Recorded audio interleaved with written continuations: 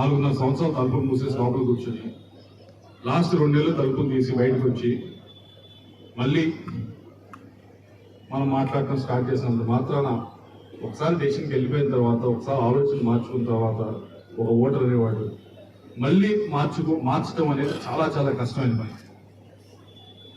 ఇవన్నీ ఊరికే పై కనిపిస్తాయి. చాలా మటుకు ఓటర్ డిసైడ్ అయిపోయి ఉంటాడు ఒక 6 నెలల ముందే.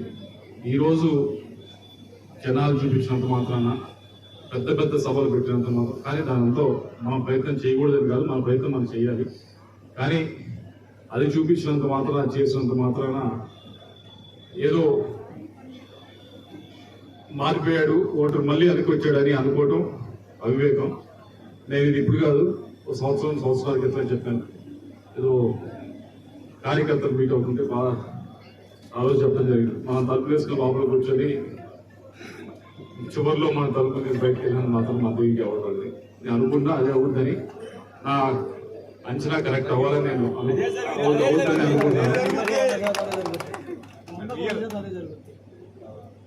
ఎందుకు చెప్తా ఉన్నా అంటే, మీ అందరూ మమ్మల్ని గెలిపించేది మీ అందుబాటులో ఉంటారని, మేము అప్పుడు కూడా మీకు పని చేసి పెడతామని.